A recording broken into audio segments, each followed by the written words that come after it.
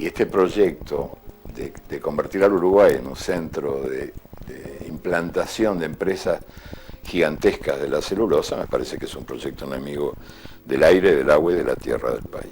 Su enorme chimenea comenzó a emanar humo blanco. Los escritores habitamos las jaulas de los pavos reales en el zoológico universal. Y es raro el caso de un escritor que no sufra un malestar al hígado cuando a otro le va bien.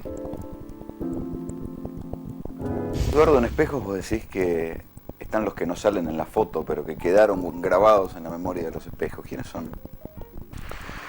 Y son los nadies, los invisibles, los que en realidad estuvieron, siempre estuvieron, pero no salieron, en la foto no salieron. La historia oficial los ignoró, empezando por las mujeres, que son la mitad de la humanidad, nada menos.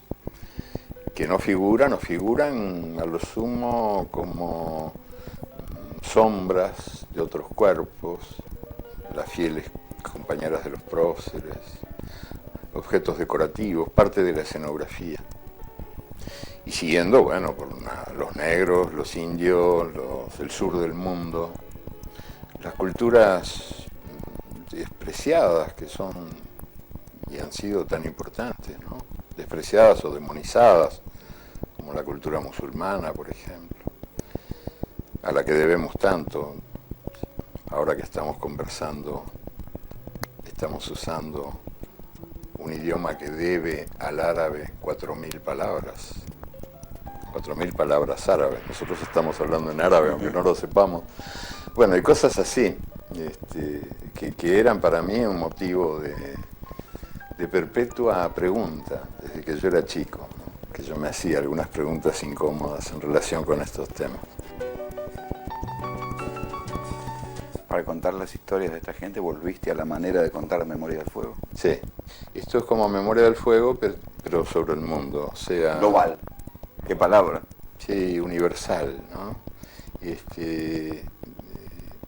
Esa costumbre mía de ver el universo por el ojo de la cerradura, de ver lo grande desde lo chiquito, de revelar la grandeza escondida en las cosas chiquitas, ¿no? Y por eso los textos son tan breves, porque son chiquitos también, pero son chiquitos después de un larguísimo proceso de trabajo. Empiezan siendo largos y después van, como decía un escritor chileno amigo mío que murió, un cuentista, cada vez que reeditaba un libro sacaba una edición corregida y disminuida. Bueno, no aumentada. No, disminuida.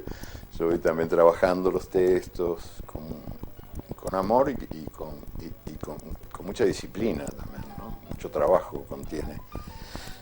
Ahora, en esta gira que hice por España, que anduve por varios lugares, ayudando a espejos a caminar, al bebé recién nacido, ayudándolo a que camine y que hable. Estuve, entre otros lugares, en Ourense, en Galicia. Y bueno, fue estupendo en todas partes, el cariño de la gente. Y siempre se te acercan al final o para que firmes un libro o para hacerte algún comentario. Y ahí en Ourense, un señor ya de algunos años, en fin, me mira muy fijo, me clava su mirada gallega fijamente en mis ojos y yo dije, estoy liquidado. Le debo algo. Se acabó, es el fin. Y era para elogiarme, porque me dijo, qué difícil ha de ser escribir tan sencillo. Fíjate qué sabiduría que hay en esa frase, porque es de veras muy difícil escribir tan sencillo. O sea, la sencillez no viene sola, es el resultado de mucho despojamiento. Un destilado. Destilado, quitar la grasa para que quede nada más que la carne y el hueso del lenguaje, de las palabras, ¿no? Y eso lleva mucho trabajo. ¿Cómo seleccionas las historias? Ellas se seleccionan a sí mismas. Me tocan el hombro y me dicen, contame que valgo la pena. ¿Sí? Yo no, la verdad es que los libros te escriben. Y eso lo digo y nadie me cree, piensan que es una figura literaria, pero es verdad. Es verdad que los libros van creciendo desde adentro y que cada historia conduce a otra. Yo no me atuve a un orden, porque además hubiera sido una empresa, en primer lugar, imposible. Cronológicamente voy a escribir la historia de la humanidad desde las cavernas hasta los misiles. Imagínate lo que hubiera sido eso, una empresa absurda, nadie hubiera podido, yo por lo menos no hubiera podido. Y además aburridísima, espantosamente aburrida. Ahora tengo que escribir algo, a ver, ¿qué me falta? 1359, no. Las historias fueron surgiendo.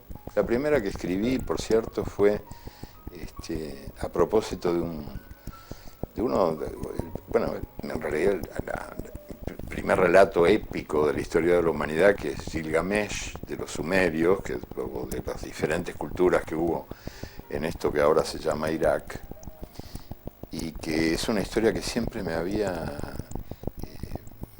seducido muchísimo. La historia de un rey que era hijo de una diosa inmortal y de un rey mortal, o sea, era mitad humano y mitad dios, y que no quería morir. Y entonces todo lo que ese rey hace para no morir, las aventuras del rey que no quería morir, y que se había olvidado de que estaba condenado a muerte, hasta que murió su gran amigo Enkidu. Muere su gran amigo y él descubre la muerte, y descubre que la muerte lo espera, y que también es su destino, porque tiene la maldición de ser mitad humano. Esa fue la primera historia que escribí. Esa historia condujo a otra que descubrí en la Polinesia, de una viejísima leyenda de la Polinesia, sobre un personaje también que había sido capaz de izar las islas, las pescó. Las islas de la Polinesia estaban todas escondidas bajo la mar y él las fue pescando. Entonces de ahí vienen esas islas que conocemos, las grandes y las chiquitas, y tampoco quería morir. Y se metió en el cuerpo de la diosa de la muerte, a la que encontró dormida, para no morir, porque había escuchado decir que si era capaz de viajar dentro de ella, que tenía una puerta abierta entre las piernas, porque era mujer, y salir por la boca iba a salvarse de la muerte. Y en eso estaba, viajando despacito dentro del cuerpo de la diosa, cuando ella se despertó. Y tanto le gustó tenerlo que nunca más lo dejó salir, con lo cual también... Era inmortal pero encerrado. Sí, fue inmortal mientras le duró las ganas de serlo, pero después ya... Después demostró que manda a las mujeres. Y manda a las mujeres, y que en el fondo contra la muerte no hay con qué darle a la muerte, solo la certeza de que en cada muerte hay un nacimiento o varias, o sea, esta continuidad de la vida, que fue también la continuidad del libro, porque esa historia condujo a otras, que condujeron a otras, y así. Cada historia fue llevándome a otra. Si revisaste historias civilizatorias del viejo Irak, del antiguo Irak, sí, te habrás agarrado de los pocos pelos, digamos, sí. cuando viste las cosas que se destruyeron en la última guerra. Lo de los pocos pelos es una calumnia. Es una calumnia, es un ataque a la prensa independiente. Sí, todo el mundo sabe que, además, como decía mi amigo, el amigo brasileño que tanto me estimuló, si el pelo fuera importante estaría dentro de la cabeza y no afuera. Eso me dijo. Así, fue un consuelo hasta por ahí nomás. Pero no, claro que sí, que hubo una revisitación de Irak, por esto que ahora se llama Irak, que tuvo diferentes nombres y diferentes culturas, que fue la cuna de la civilización humana y el lugar donde se inventó la escritura. Yo supongo que Bush cree que la escritura se inventó en Texas, pero se inventó en Irak.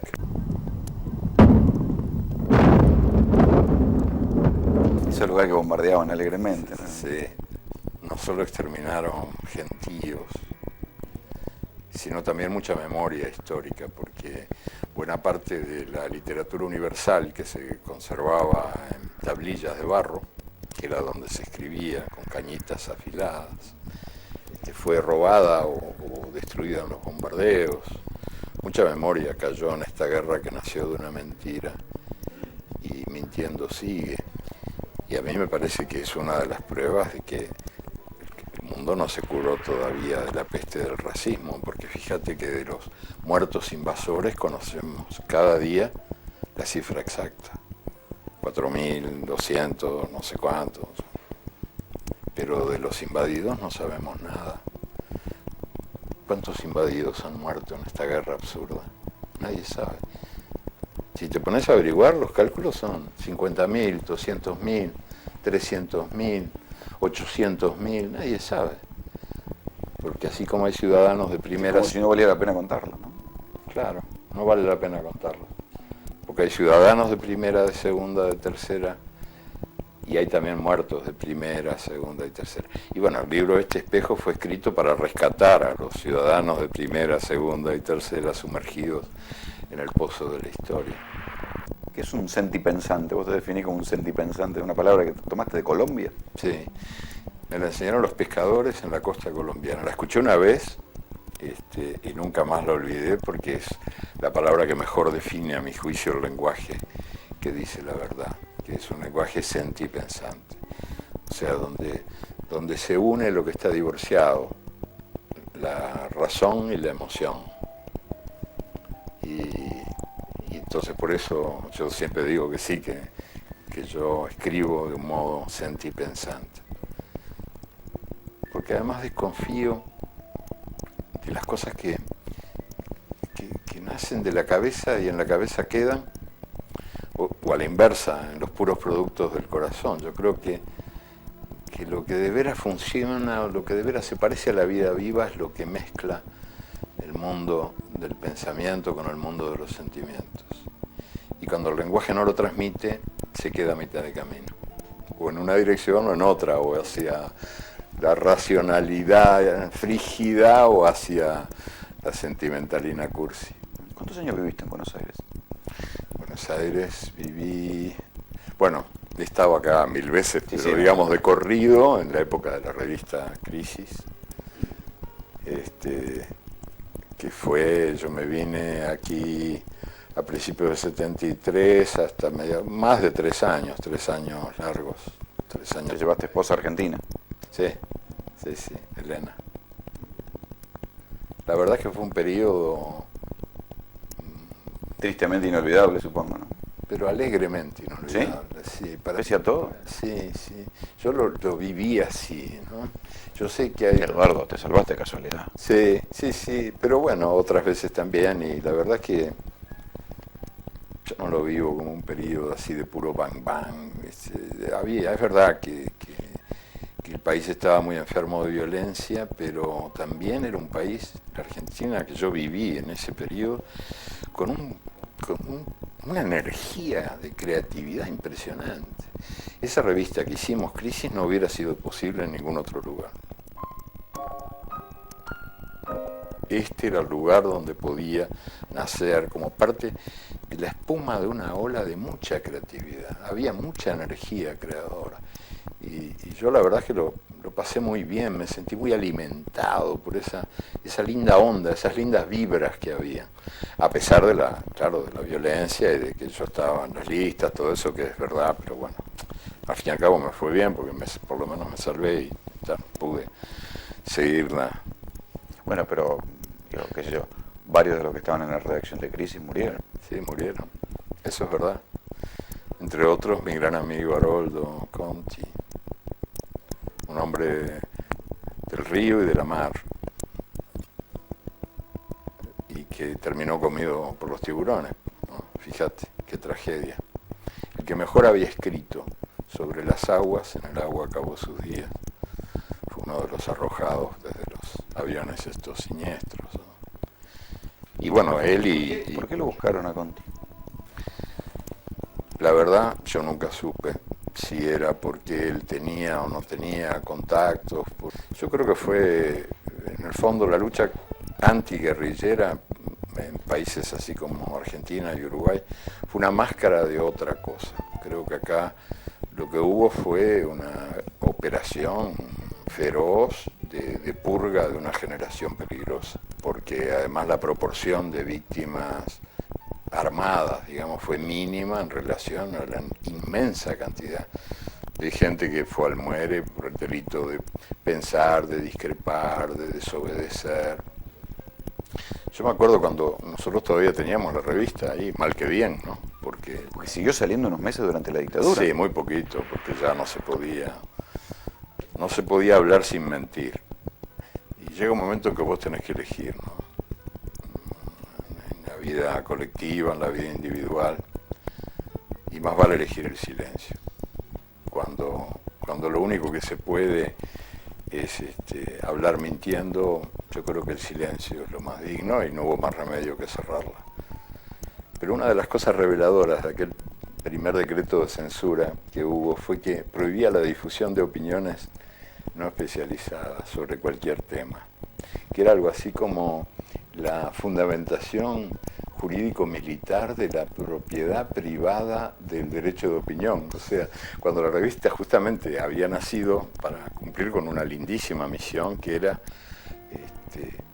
no solamente proyectar cultura, sino recibirla. O sea, no solo opinar sobre la realidad, sino escucharla, escuchar las voces de la realidad. Y eso era lo que enriquecía las páginas de la revista, justamente, esas voces de la realidad. A partir de la certeza de que la cultura es comunicación o no es nada, ¿no? Entonces, recogíamos productos culturales que no eran los tradicionales, aparte de los tradicionales. Y eso explica el éxito que la revista tuvo. ¿Por qué te habías ido de Uruguay? Porque me había ido de Uruguay. Siempre digo que me fui del Uruguay porque no me gustaba estar preso y me fui de la Argentina porque no me gustaba estar muerto. Y es verdad, son dos situaciones muy incómodas. La prisión, yo había estado preso en el Uruguay, cuando salí me vine. Y después la perspectiva de la muerte, que yo no me interesaba estar muerto para nada. ¿En Uruguay por qué te llevan? ¿Por marcha? En el Uruguay me llevaron en realidad me llevaron de la manera más estúpida por recibir correspondencia peligrosa o subversiva, que además era absolutamente absurdo, porque las pruebas, las evidencias eran ridículas, esas cosas que te mandan, que yo ni sabía de dónde venía. Pero sí que yo era culpable de pensar a contramano, claro, y de actuar a contramano, y además tenía muchos años. ¿Ya habías publicado Las Venas Abiertas de América Latina? Sí, ya había publicado y además había dirigido una innumerable cantidad de diarios, revistas, semanarios, independientes, de izquierda. Pero vos trabajaste en Marcha, digamos que fue el legendario semanario de Uruguay. En Marcha trabajé, sí, tuve la suerte de trabajar ahí. Carlos Quijano me hizo secretario de redacción, que en realidad era jefe de redacción, pero se llamaba así en el Uruguay en aquellos años, cuando yo tenía 19 años. ¿Alguna vez me contaste que heredaste el puesto de Juan Carlos Onetti? Sí, Onetti había sido, sí, exactamente, también secretario de redacción, que en realidad era jefe de redacción cuando Marcha nació, en el año 39. 40, 41, los primeros años de Marcha fue Onetti. Y después, bueno, salvando las distancias. Pero Onetti fue mi maestro y Quijano también, los dos. Era muy joven, digo. Para los 19 años tener que mandar, digo, una redacción no es un lugar sencillo, tener que mandar a gente, digamos, a tener a su cargo gente difícil.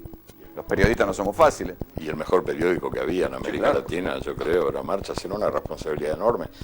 Pero bueno, Quijano me nombró ahí y nos peleábamos todo el tiempo porque los dos éramos adolescentes, o casi adolescentes. Porque ya tenía 40 y pico de años más que yo, pero se peleaba como si fuera un niño. Y algunas cosas de él yo no las entendí cuando me las decía, pero con los años aprendí a valorarlas. Él siempre, bueno, en primer lugar era implacable en los juicios de la calidad del estilo. Él decía que la prensa alternativa tenía que ser muy superior a la prensa comercial en su nivel de calidad, y lo lograba con Marcha. Pero claro, los salarios eran casi de faquires y la exigencia era la más alta de todas. Y él me decía, yo te miro y ya está en la cara que naciste para pecar y pecando vivirás y morirás, y yo no me voy a meter en tu vida y hacer lo que quieras. ¿Qué te quería decir con eso? Me quería decir que el único pecado que no tiene redención es el pecado contra la esperanza. Dice, nunca peques contra la esperanza. Y eso a mí cuando me lo decía me parecía, viste, una cosa como de pecho inflado, así en un estilo retórico que no me convencía. Con los años aprendí que esa frase debería de estar bien grande, así en la pared los despachos de todos los que tienen o poder o poderito, ¿no? Y de los políticos y de todos los que tienen alguna influencia en la vida de los demás, prohibido pecar contra la esperanza. Y después el viejo Onetti, que también me echaba frases así, porque yo a Onetti lo conocí de antes, le llevaba mis cuentitos y cositas cuando tenía 17, 18 años. ¿Era así prócer para ustedes, los escritores jóvenes? Era un puercoespín, o sea, te maltrataba, era un tiernito disfrazado de puercoespín, pero conmigo siempre fue un buen tipo.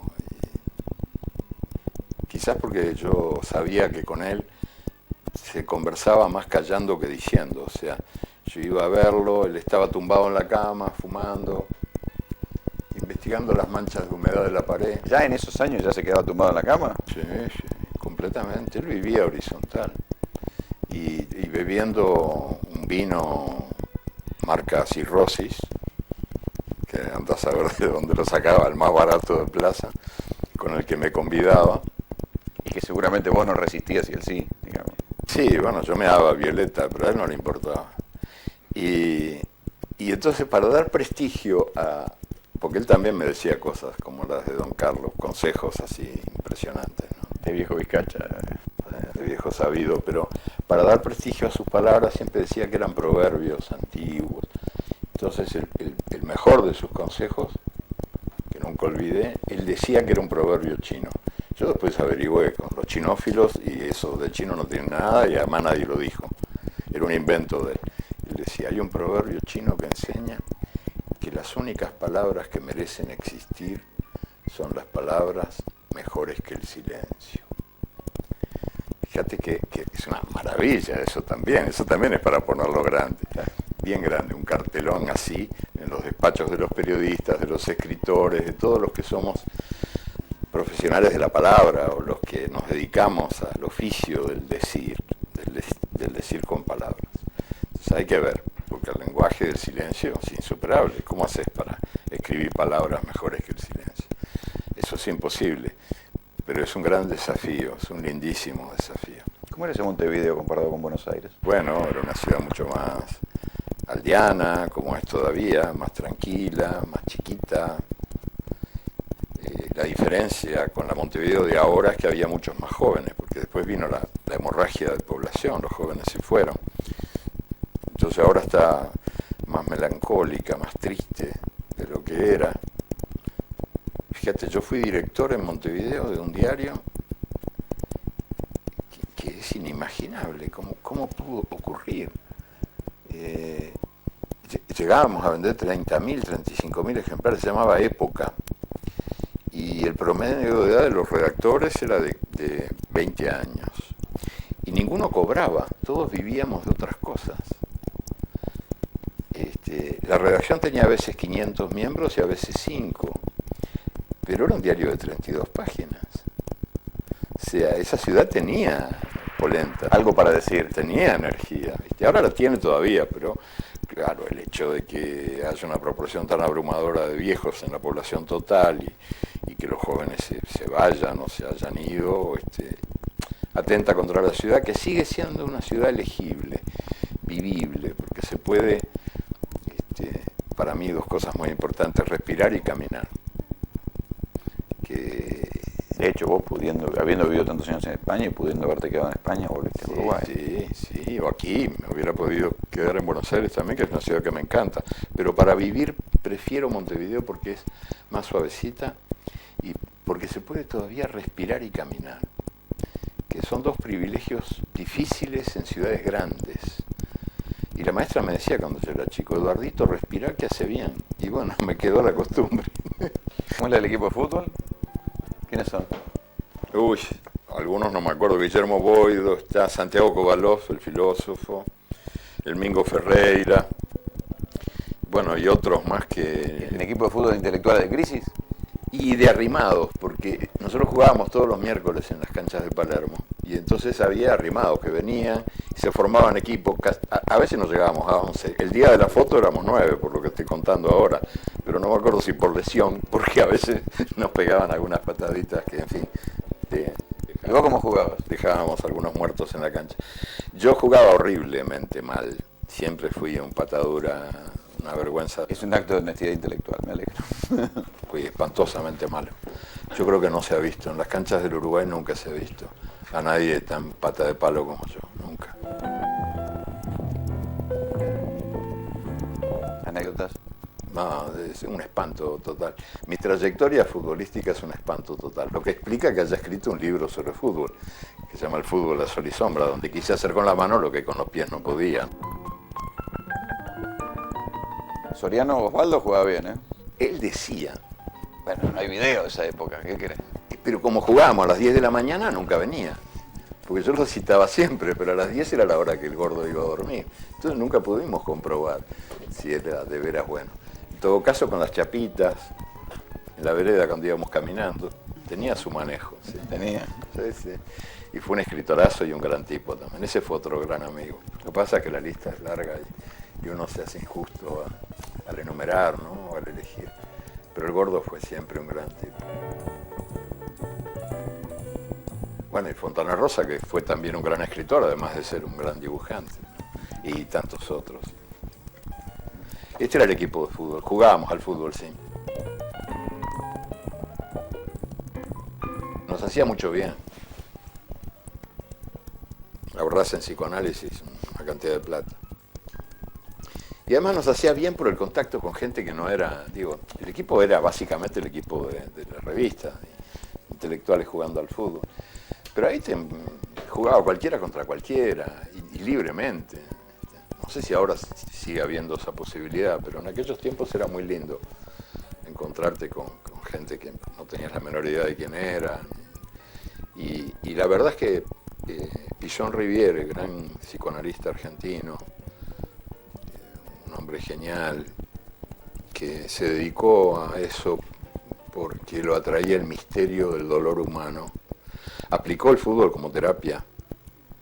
Tenía equipos de mis locos, como los llamaba cariñosamente, que él integraba también, él también jugaba con ellos. Y como el fútbol es un deporte de asociación, es un deporte de equipo, vinculaba a los desvinculados. O sea, locos que tenían, en fin, locuras de soledad que parecían incurables, condenados a perpetua soledad, con el fútbol iban mejorando. ¿Y mejoraban en serio? Sí, él escribió mucho sobre sus experiencias con el fútbol como terapia. Lo que pasa es que cuando uno piensa en el fútbol profesional. El fútbol espectáculo. En lo que ves en la tele, Manchester-Chelsea, lo que yo vi ahora, Argentina-Brasil, que dicho sea de paso, jugaron muy mal los dos. Exacto. El fútbol no es solo eso, el fútbol es también esta otra cosa que hacíamos nosotros y que alcanza con andar por la costa en Montevideo o por acá, por los Potreros, en cualquier barrio, los chiquilines, ahí jugando con lo que encuentran. Eso es fútbol. Cada vez menos, la ciudad se ha comido los espacios. Sí, pero sí, el fútbol es invencible. Fíjate, si consigue sobrevivir a esa máquina de picar carne que es el negocio del fútbol, y a pesar de eso todavía se ve fantasía y belleza en las canchas, si será poderoso el fútbol, digo. Esta danza con pelota tiene lo suyo.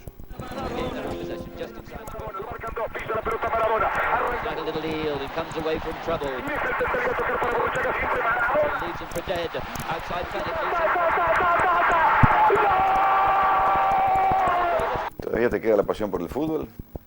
Y por el fútbol uruguayo, créase o no, porque aunque anda mal, ahora venimos de recuperarnos contra Perú 6-0. Vamos.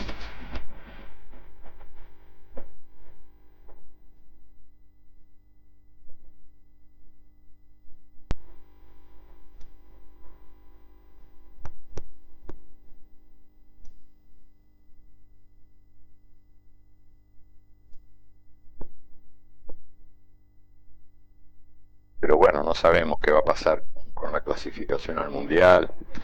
Ustedes, los argentinos, la tienen fácil, pero nosotros, ahí sí que se repite la historia. 3 etapas, siempre, desde hace muchos años. Por lo menos desde que yo era chico, bueno, no tan chico, sí, desde que era chico, porque después de Maracaná ha sido siempre así. La primera etapa les ganamos, estamos puestos. La segunda, bueno, ahora dependemos de nosotros mismos. La tercera, matemáticamente tenemos chance. Es la misma lógica argumental. Siempre igual. ¿Quién es este? Esta es una mala foto, pero que es una foto entrañable para mí, porque estamos en Venecia con Elena, mi mujer, y con Juan Rulfo. Juan Rulfo fue un gran amigo también y un gran maestro. Por cierto, en un diario mexicano me hicieron una entrevista y me preguntaban cuáles fueron, nombre 3 escritores que lo hayan influido mucho o a los que usted quiera parecerse en lo que escribe. 3. Yo contesté Juan Rulfo, Juan Rulfo y Juan Rulfo, porque fue el que más me influyó de todos. Esa prosa descarnada, esa manera hermosa y seca de decir, ¿no? Que es lo que yo quisiera ser capaz de hacer también. ¿Por qué escribió tan poco? Porque fue capaz de decir lo que tenía que decir y callarse después. Y eso también es admirable. Esa capacidad de callar es admirable. Sobre todo en tierras latinoamericanas que padecen la inflación monetaria, pero mucho más padecen la inflación palabraria. Que haya dado esa lección de la dignidad del silencio es una maravilla. Él dijo lo que tenía que decir y después calló, como alguien que hace el amor, como siempre, como nunca, y después se queda dormido. ¿Y este señor? Bueno, este es otro gran amigo de muchos años, Oscar Niemeyer, el mejor arquitecto del mundo, el Picasso de la arquitectura. Y esta foto, estamos con Elena también acá, es de hace muy poco, cuando se casó de nuevo a los 100 años. ¿100 años? Sí. Ahora Ese sí que es reincidente, ¿eh? Va para 101 y se volvió a casar ahora a los 100 años. Este es otro, como Cortázar, que hace el viaje al revés, porque no se puede creer. Trabaja en 8 o 9 proyectos nuevos. Aparte, ¿Los 100 años? ¿Los ¿sí? 101 años? Claro, claro. Es impresionante, el estudio es una cosa enloquecida. No hay quien pueda con él, los vuelve, los mata, los ayudantes, los asesores, los ingenieros, arquitectos, calculistas, todo un ejército ahí de gente que te mira, todos ojerosos, de ojos rojos. Ay, por favor, pedile que tenga piedad, que nos deje ir, porque el viejo es un poseído, es una maravilla de creatividad, es un volcán. Creador de algunas de las bellezas más altas de América, ¿no? En arquitectura. Y muy coqueto, porque así todo, como lo ves, con 100 años saca sus añitos. ¿Cuántos acusa? No, por ejemplo, te dice, vos estás muy bien, Oscar, muy bien estás. Sí, es más. Tener 80 es fuego, dice. Tener 80 no es joda. No tiene 80, tiene 100. Un coquete, dice que hace 20 años no es poco, ¿eh? Sí, bueno, se saca. Este es Onetti. Sí, bueno, de quien ya te hablé.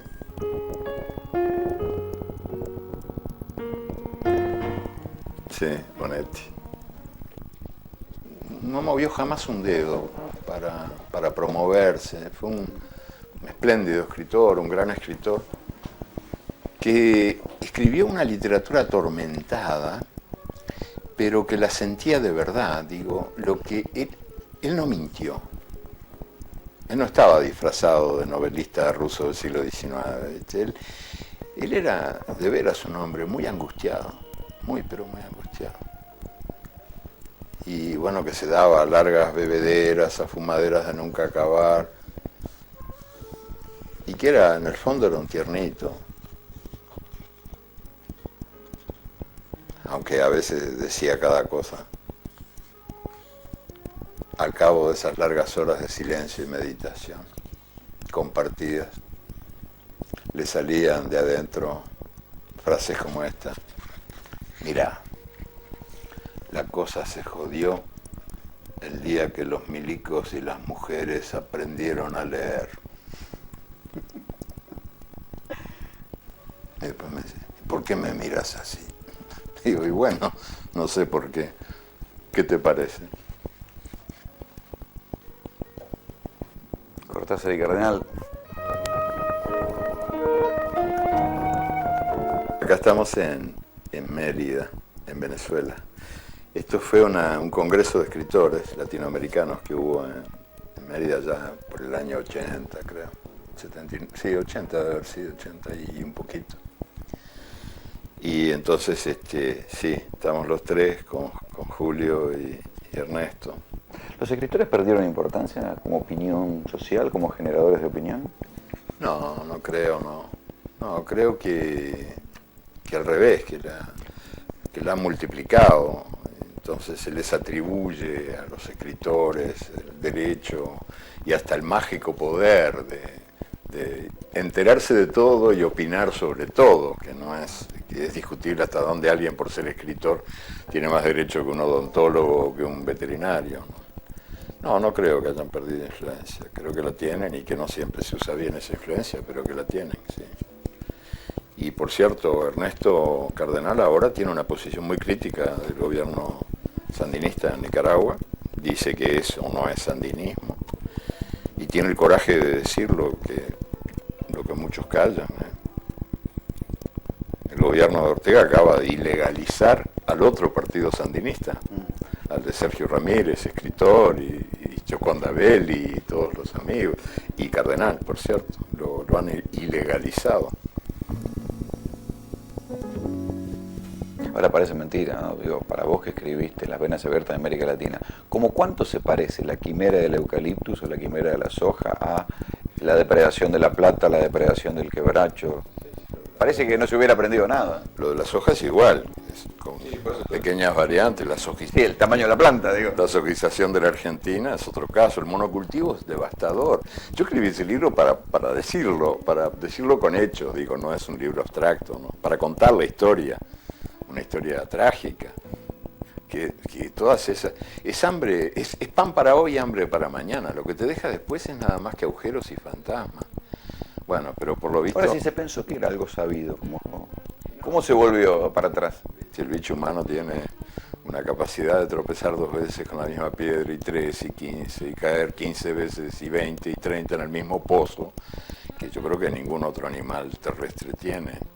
Así somos, yo no sé. ¿Por qué no se aprende de todo lo que la memoria tiene para decirnos? Ahora están enloquecidos con esto de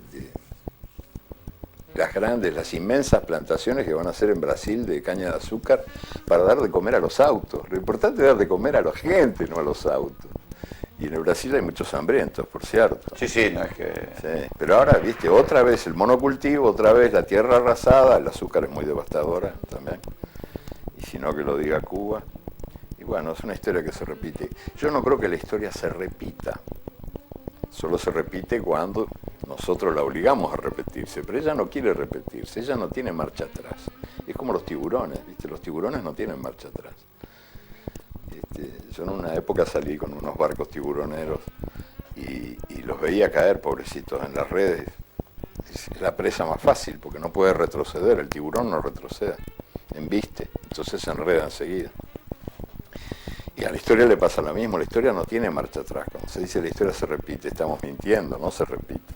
Ahora sí que nos ofrece espejos, por eso el libro se llama Espejos, para reconocernos en lo que pasó y para que no se repita lo que ocurrió. Pero bueno, si no aprendemos, no aprendemos.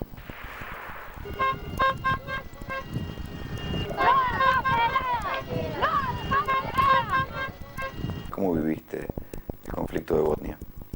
Bueno, yo lo viví desde el punto de vista de un uruguayo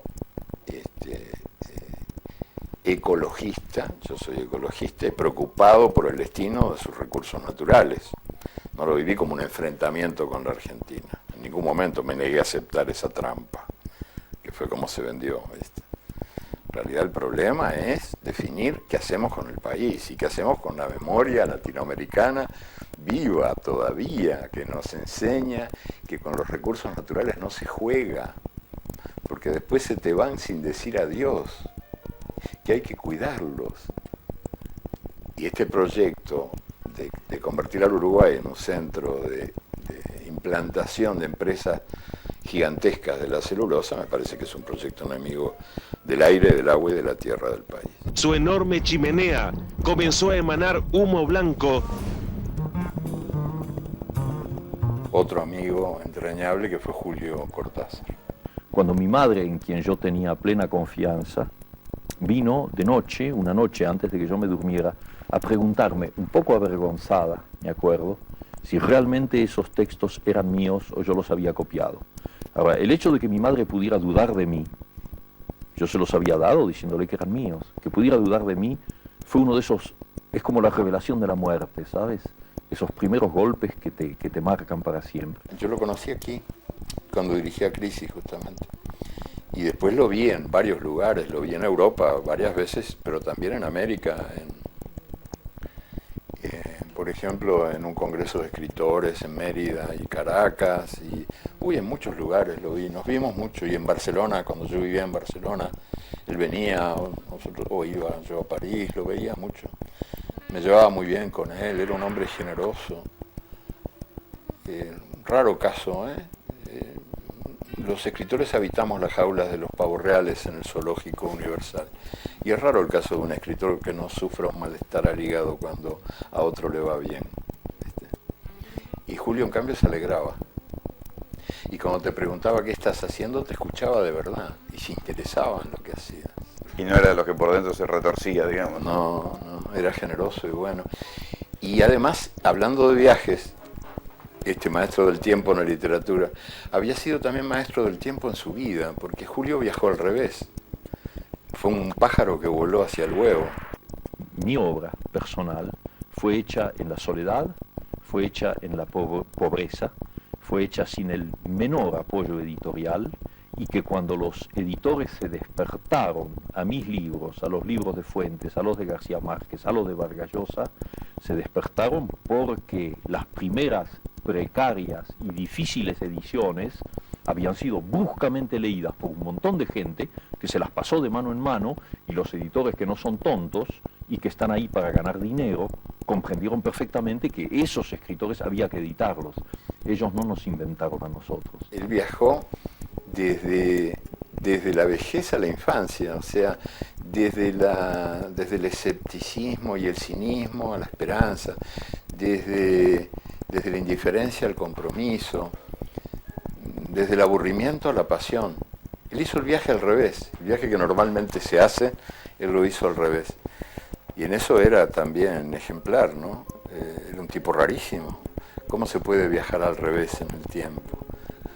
Y él era cada vez más joven, hasta físicamente, porque tenía una rarísima enfermedad que lo hacía crecer cuando era ya un hombre grande. ¿Cómo? ¿Seguía creciendo? Sí, tenía una enfermedad rara, muy rara. Le salió la barba cuando ya era adulto, adultísimo. Y esa era como una metáfora, su físico era como una metáfora de lo que le pasaba por dentro. Porque como te digo, hizo el viaje al revés y estaba cada vez más joven y más entusiasmado. Por ejemplo, con Nicaragua, ¿no? Yo estuve con él también varias veces en Nicaragua. Él acompañó mucho esos años heroicos, esos 9 años de guerra de David contra Goliat, del enanito contra el gigante. Y ahí también nos encontrábamos, porque yo también estuve muy presente en esas horas lindas que Nicaragua vivió. Salazar hace muy bien las cosas en la historia, lo hace mucho mejor que la lógica, que en un momento histórico importante para América Latina, en que está dominada por un imperialismo que la quiere convertir en una factoría, en una colonia, pues el azar haga que aparezcan 5, 6, 8 excelentes escritores que lanzan un montón de libros y de golpe crean un estado de conciencia que abarca todo el continente.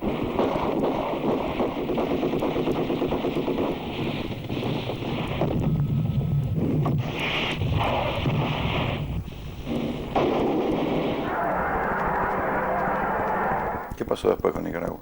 ¿Por qué se deterioró tanto? Y primero que ningún país puede aguantar 9 años de guerra, y menos contra una potencia, la primera potencia del mundo.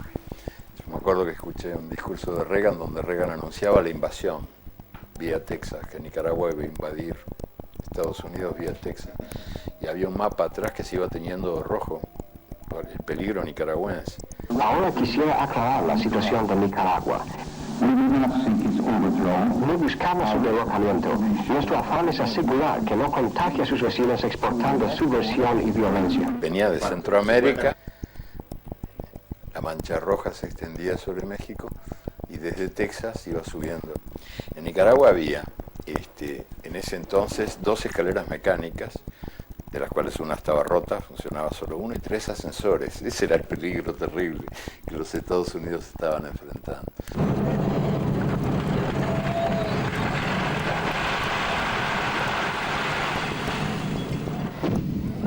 ¿Estuviste enfermo y estás perfecto? ¿Yo? Sí. Ya me decían los médicos que yerba mala no muere. ¿Y se cumplió? Se cumplió. Nada, tengo para rato, creo. Pero tampoco aspiro a una vida larga. Quiero seguir viviendo intensamente. ¿Te asustaste? Si me asusté, sí, le vi las orejas al lobo, ¿no? Pero no, asustarme así no, te diría que creo que no. Pero prefiero estar vivo, me gusta, me encanta vivir. Este asunto de vivir tiene lo suyo, o sea, a veces es jodido, pero a veces es impresionante. Los regalos de la vida, ¿no? Cómo la vida te va probando que mañana no es otro nombre de hoy y que el mejor de tus días es el que todavía no viviste. Supiste vivir, Digo, cualquiera que lee tu libro sabe que se nota que supiste vivir. Intenté. Bueno, gracias. Gracias.